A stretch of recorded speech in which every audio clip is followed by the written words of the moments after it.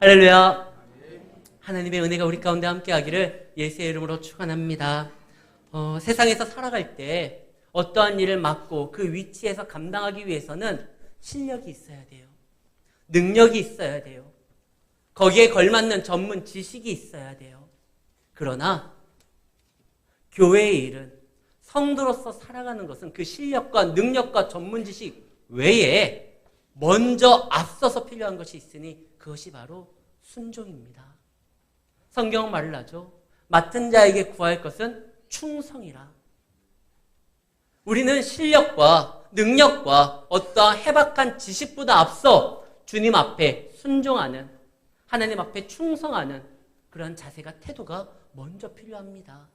오늘 성경 본문에 보면 아버지 말에 순종하고 충성하는 한 귀한 아들이 있습니다. 그의 이름이 요셉이에요. 이 요셉이 아버지에게 보냄을 받습니다. 형들이 지금 양치러 나아갔는데 그 형들이 지금 잘하고 있는지 내가 몹시 궁금하고 혹 그들에게 어떠한 일이 일어나지 않았을까 걱정이 되니까 요셉아, 네가 좀 가라. 형들이 지금 어디에서 양을 치고 있죠? 세겜이에요. 우리가 몇 주 동안 그 야곱에 대한 이야기를 쭉 해왔을 때 이 세겜하면 떠오르는 그림이 하나 있을 것입니다. 세겜의 아들이요. 그 세겜 슈장의 아들이 야곱의 딸을 겁탈을 했어요. 그거에 대해서 화가 난 그 야곱의 아들들이 누이의 수치를 가만히 두고 볼 수 없다 해서 꾀를 내어 세겜 사람들을 다 죽였어요. 거기에서 끝나는 것이 아니라 그들의 재물을 약탈했습니다. 이것이 그 주변에 있는 사람들의 공분을 사게 됩니다. 그래서 야곱과 그의 아들들이 큰 위험에 있었는데 하나님의 역사하심으로 그들이 거기에서 건짐을 받게 되었죠. 근데 그 세겜에 이 양치러 간 거예요. 세겜은 위험한 곳이지만 목축업을 하는 입장에서 거기 목초지가 굉장히 좋기 때문에 거부하기가 어려운 곳입니다. 그래서 야곱이 자기 아들들을 그 세겜 땅으로 보낸 거예요. 물론 하나님이 그 주변에 있는 사람들에게 두려운 마음을 줘서 야곱과 그의 아들들에게 손대지 못하게 만들었는데 모든 것이 유통기한이라는 것이 있잖아요. 혹 하나님이 그때 두려운 마음을 줬는데 그 능력의 유통기한이 지나서, 아니면은 그때 당시에 두려움을 알지 못했다가 다른 곳에서 왔다가 그 소문을 들었었던 다른 세겜 주변에 있는 사람들이 야곱의 아들들을 해할 수도 있으니까 야곱이요, 요셉을 보냅니다. 요셉아, 네가 좀 가서 형들이 잘하고 있는지 어떤 문제가 없는지 보고 와라. 요셉의 입장에서는 황당해요. 그 형들이 어떤 형들이에요? 자기를 시기하고 미워하는 그런 형들이잖아요. 그리고 왜 자기를 보내요? 집에는 종들이 많이 있거든요. 아니 굳이 이런 일을 왜 저를 보냅니까?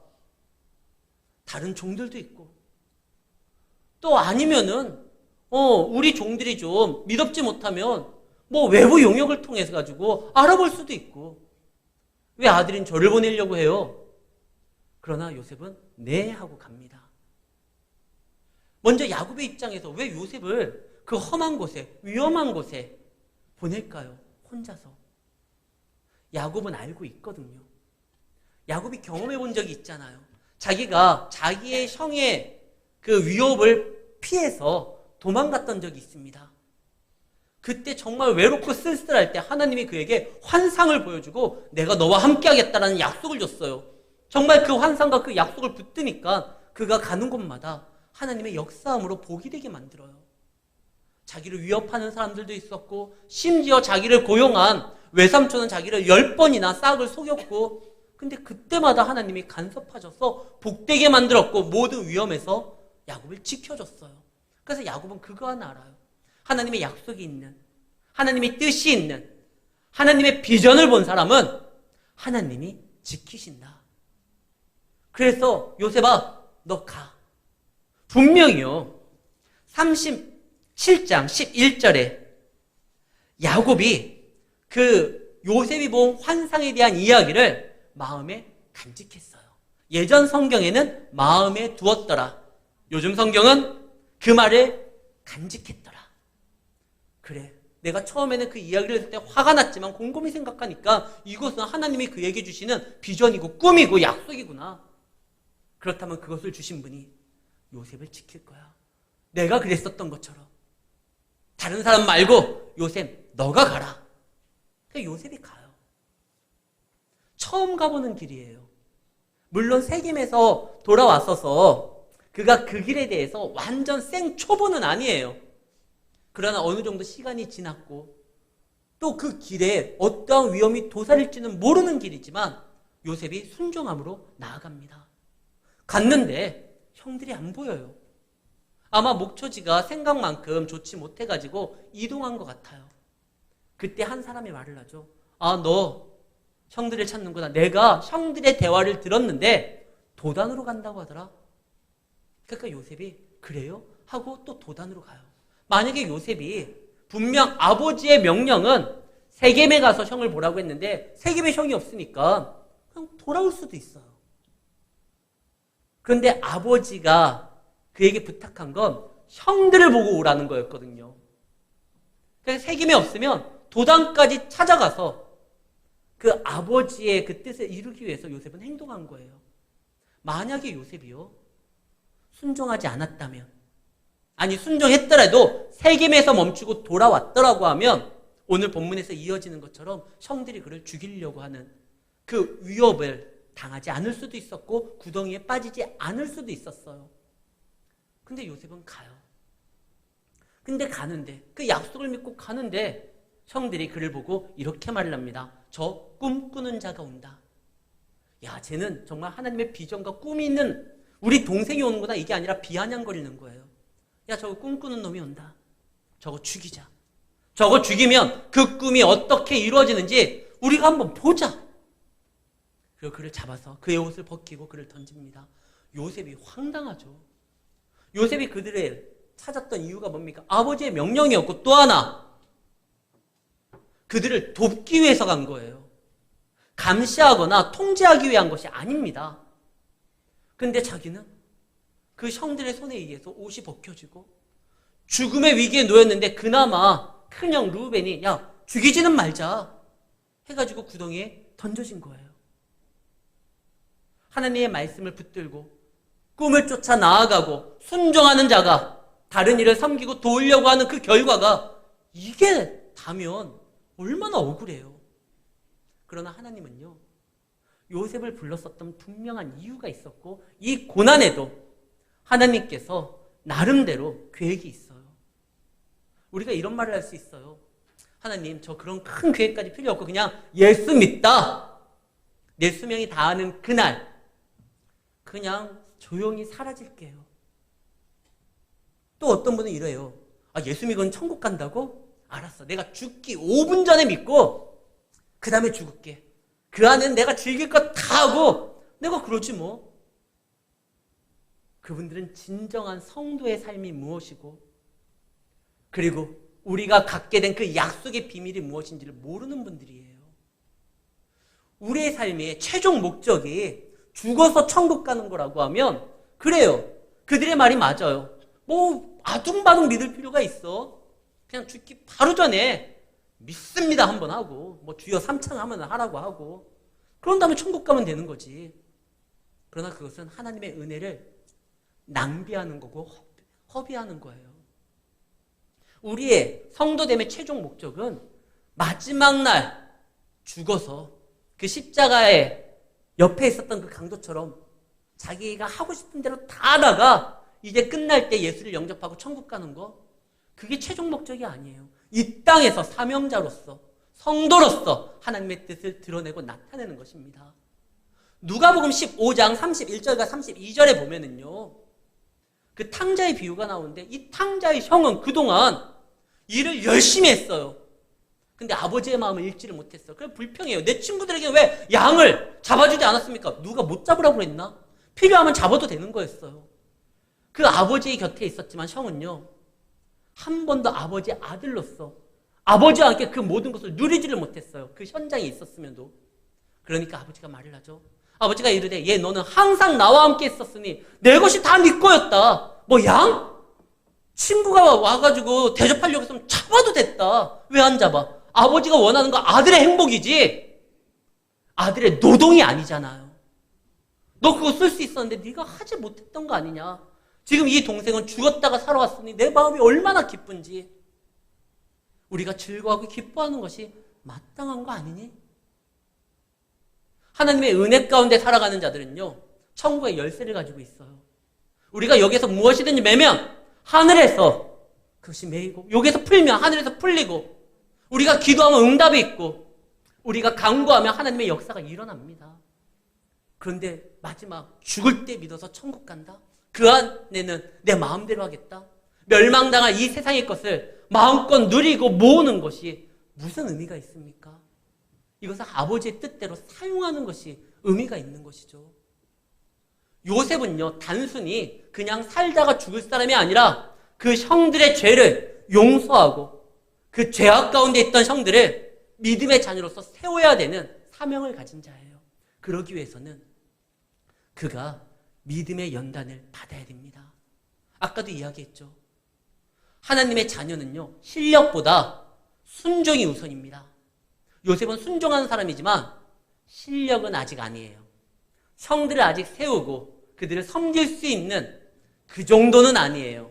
어디에서 알 수 있느냐? 요셉이 꿈을 봅니다.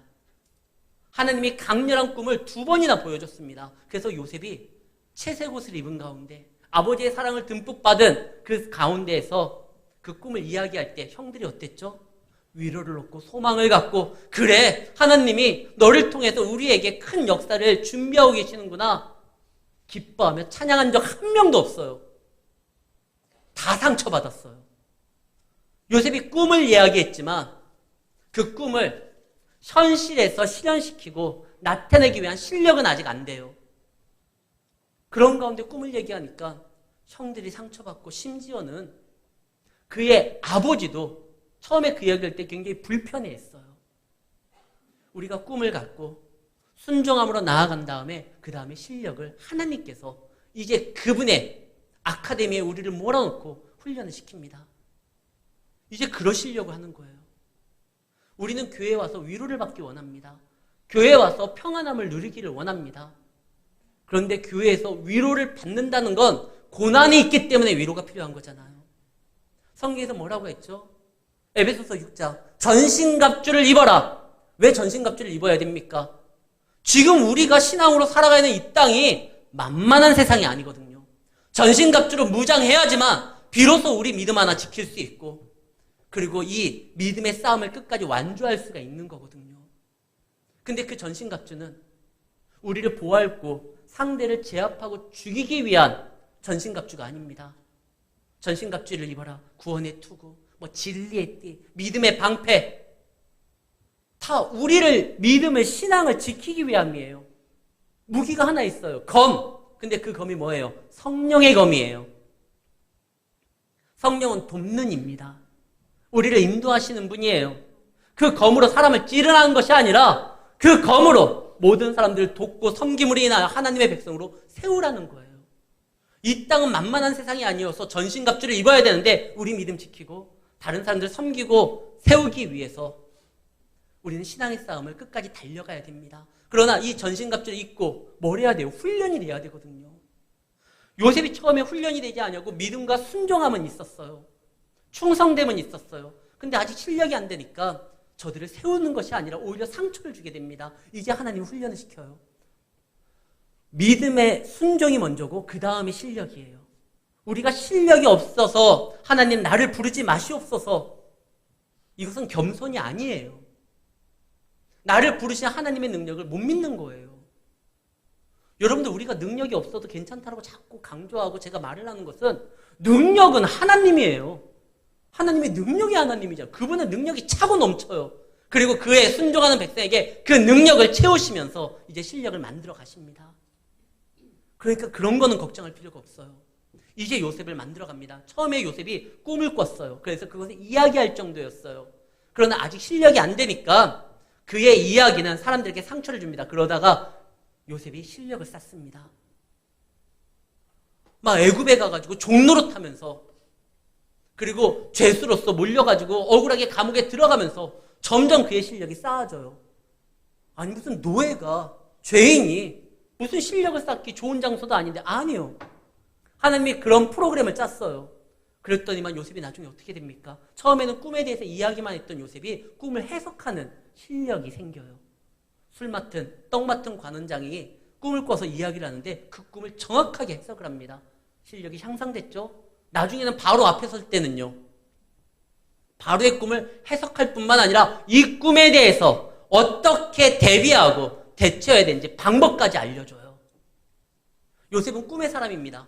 꿈만 꾸는 사람이 아니라 그 꿈을 해석하고 그 꿈에 위해서 대비할 줄 알고 어떻게 대처할 줄 알고 감당할 수 있는, 나중에는 실력의 사람이 되니까 모든 사람들을 다 품고 세울 수가 있었던 거예요. 지금 하나님의 요셉을 단순히 하나님을 잘 섬기고 믿다가 이 땅에서 사라지는 사람으로서 만들려는 한 것이 아니라 그를 통하여 그 집안을 일으키려고 합니다. 약탈자와 살인자와 성범죄자와 서로 질투하고 형제도 용납하지 못하는 그러한 사람들을 하나님이 거룩한 교회로 만들기 위해서 지금 요셉을 훈련시키는 거예요. 훈련을 받을 때 때로는 어렵습니다. 힘이 듭니다. 사람에 대한 상처도 받게 되고 배신도 당하게 되고 내어치짐도 구덩이에 빠질 수도 있습니다. 그러나 이런 찬양 있잖아요. 그대여 아무 걱정하지 말아요. 우리 함께 노래합시다. 찬양은 아니죠. 근데 어쨌든 참 우리에게 맞는 말인 것 같아요. 그대여 걱정하지 말아라. 왜? 부르시니가 하나님이고 그가 너와 함께 같이 이 일을 감당할 것이니까. 요셉을 보세요. 요셉이 그 꿈 붙들었다가 어려움을 당합니다. 여러분들이 혹시 무슨 잘못된 선택과 욕심에 의한 어떠한 결정으로 인하여 어려움이 당한다고 하면 그건 좀 큰일이에요.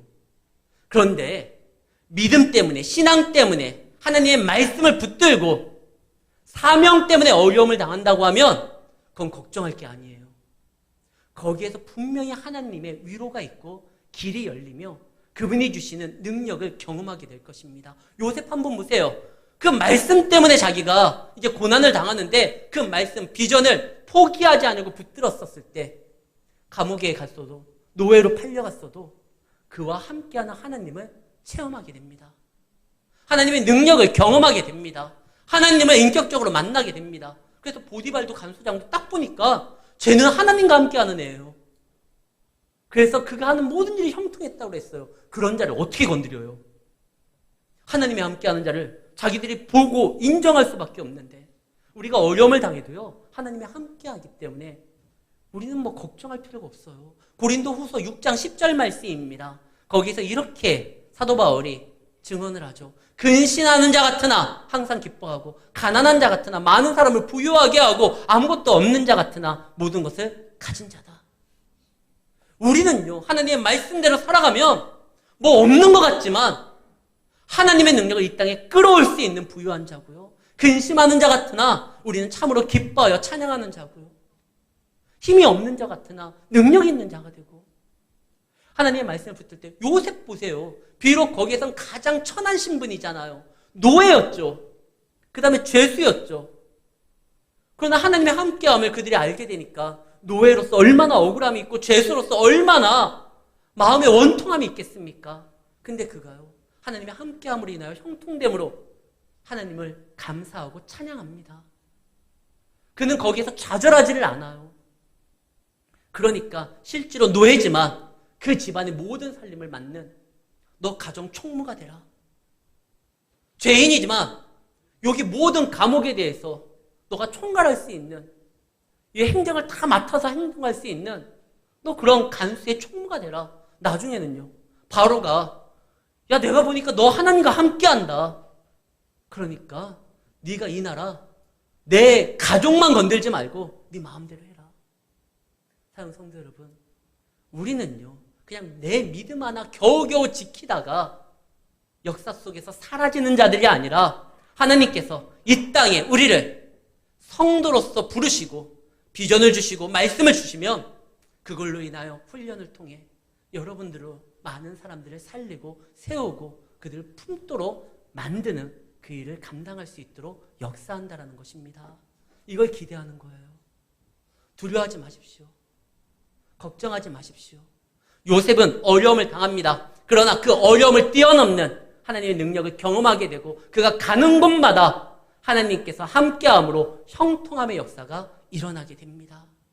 비록 그가 지금 이럴 수밖에 없는 것은 그들의 형들의 죄가 너무나 끔찍한 거예요. 이대로 놔두면 사랑하는 아들이 죽지 아니하면 해결될 수 없는 죄가 관영했기에 하나님이 요셉을 통해 가지고 그를 훈련시켜서 나중에 뭐라고 하죠? 요셉이 나를 이곳에 보낸 건 형들이 아니다. 살아계신 하나님이 먼저 형들을 세우고 맞이하라고 나를 앞서 보내주신 것이다.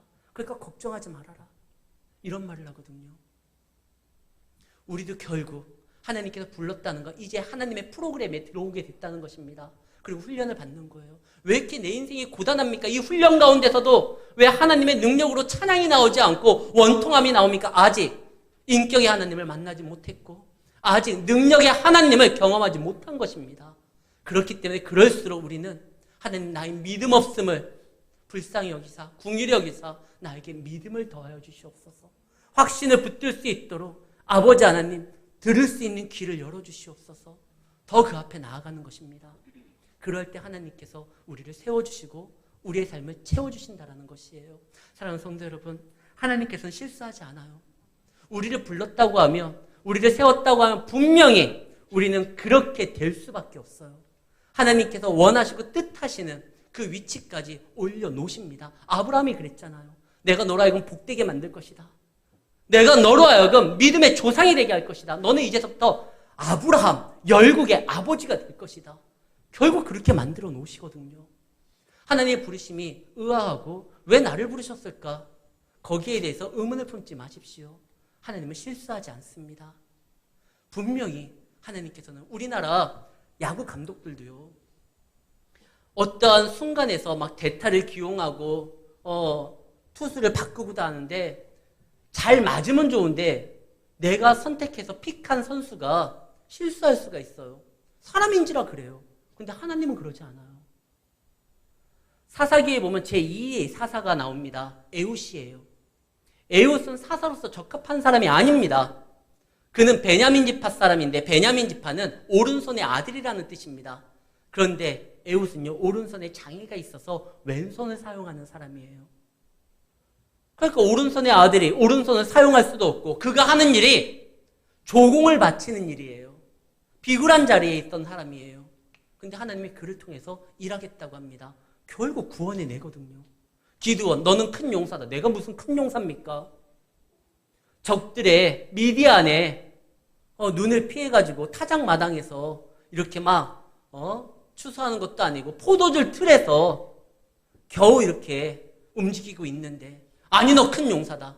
내가 그렇게 정했다. 정말 나중에 기드온이 놀라운 역사를 감당하게 되잖아요.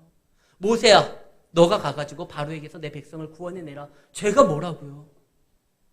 내가 너로 하여금 저들에게 신이 되도록 만들어 놓겠다. 내가 그렇게 할 것이다. 결국 그렇게 만들잖아요.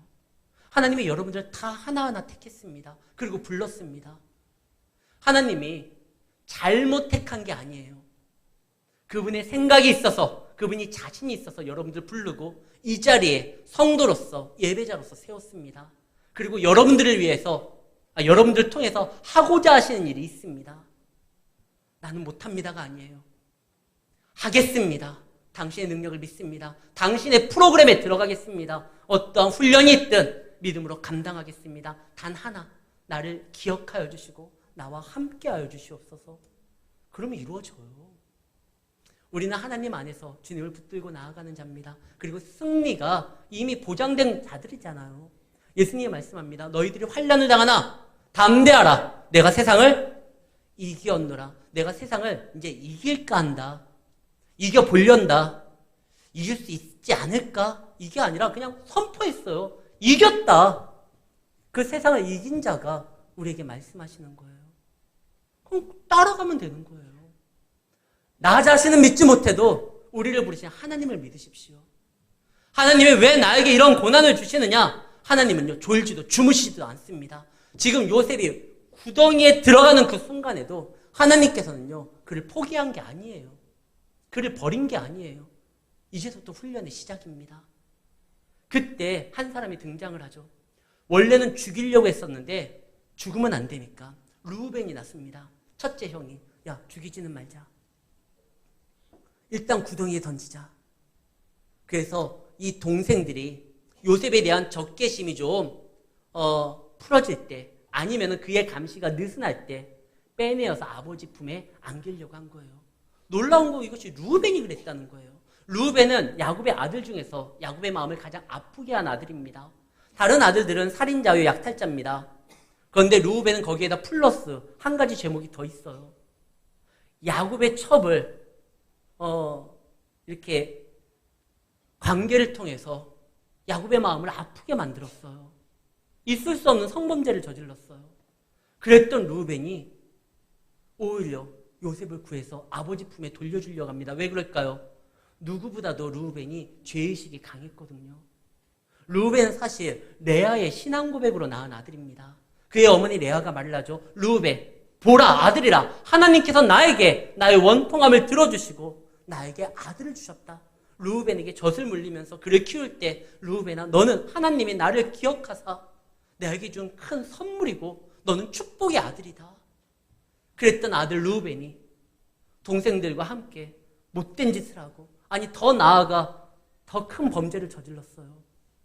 그랬던 르우벤이 이거 내가 죄를 범했으니, 성경 로마서에서 보면은요, 죄가 더한 곳에 은혜가 더한다라는 말이 있는데, 예수님의 그 장례를 준비했던 막달라 마리아가 울면서 그에게 나아갔었던 거, 그의 죄가 너무나 큰데 그것이 더 크게 용서받았으니까 그 예수님에 대해서 감사함이 있었잖아요.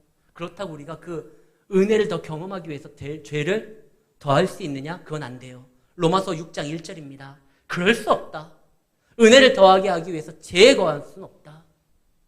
그런데 죄를 범했을 때 나름대로 이 양심에 걸림이 있었던 거예요. 르우벤이. 우리와 같이 범죄를 도모하지 않았던 요셉이 저렇게 죽으면 나 같은 사람은 100만 번 더 죽어도 싸다 이거예요. 예수가 십자가에 달려 죽으면 예수의 발끝에도 미치지 못하는 우리들은요, 지옥의 심판을 당하는 것이 당연한 거예요. 예수가 고난당하는 거 나의 죄 때문이라는 것을 알아야 돼요. 지금 요셉이 저렇게 미움을 받고 하나님이 주신 말씀 때문에 곤란을 당하는 거, 혹시 내 범죄 때문에 그런 것이 아닌가?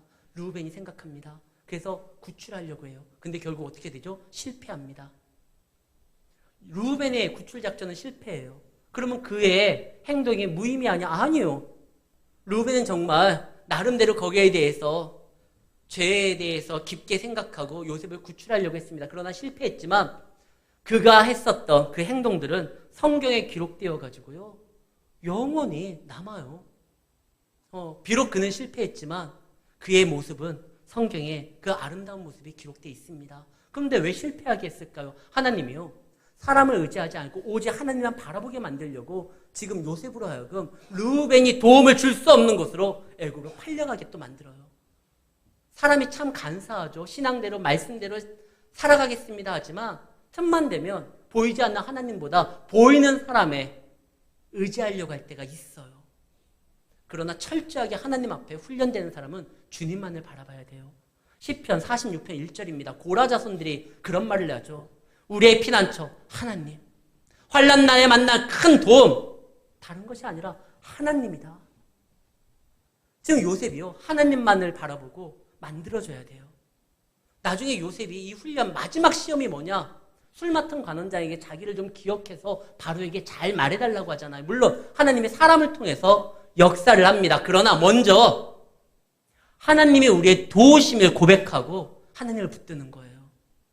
사람을 통해서 하나님이 도우실 때도 있지만 그 도움도 하나님이 주신 것을 인정하는 거예요. 지금 요셉이 그거 훈련 받아야 돼요. 요셉아, 너 이제 훈련에 돌입한 거야. 그러나 걱정 마. 내가 너를 기억할 것이고 너와 함께 할 것이야. 처음에 요셉이 이것을 다 이해하지 못해서 요셉도 눈물로써 밤을 샜을 것입니다. 그러나 그가 서서 이제 하나님의 자기를 통한 계획이 무엇인지, 꿈을 해석하는 사람이니까 자기 꿈의 의미가 무엇인지 알게 되었을 때 그래요, 하나님. 나를 죽이시던 살리시던 반드시 이 비전을 이루심으로 인하여 내 형제를, 내 가족을, 온 우주에 하나님의 축복을 임하게 만들 그 일 이루실 것을 알기에 저 하나님만 바라봅니다. 그때 이 모든 역사들이 이루어집니다. 사랑하는 성도 여러분, 우리는 하나님이 약속을 준 자들입니다. 늘 매주마다 말씀을 받는 자들입니다. 하나님은요, 진주를 돼지목에 걸지 않아요. 하나님의 형상대로 지은 너무나 사랑하는 그 자녀들에게 주십니다. 여러분들에게 말씀을 주신다라는 건 여러분들 그렇게 귀하게 여기시고 여러분을 통하여 아직 일하실 게 있다라는 것입니다. 이 말씀, 때로는 거북하고 이 말씀으로 인하여 나타나는 어려움이 있고 세상 사람들이 저거 예수배쟁이들 저거 돌아오는구나, 꿈꾸는 자가 오는구나, 비양은 걸린다 할지라도 이거 말씀을 붙들고 신앙으로 주와 함께 살아가면 여러분만 살 뿐만 아니라 여러분들 주변 사람도, 심지어 비아냥거리는 그들도 우리가 섬기고 세울 수가 있습니다. 나중에 요셉의 형들이 다 한 지파의 수장으로서 세워지잖아요. 이 일을 지금 우리를 통해서 하나님이 하고자 하십니다. 여러분들 가정에서 요셉이 되시고, 여러분들 직장에서 요셉이 되시고, 여러분들이 속해 있는 모든 곳에서 꿈의 사람이 되어 꿈꾸는 자, 비아냥거림이 아니라 하나님 안에서 큰 약속을 품고 실제로 그들을 도와주는 자로서 이 땅에서 믿음으로 승리하는 성도님들이 되시기를 예수의 이름으로 축원합니다.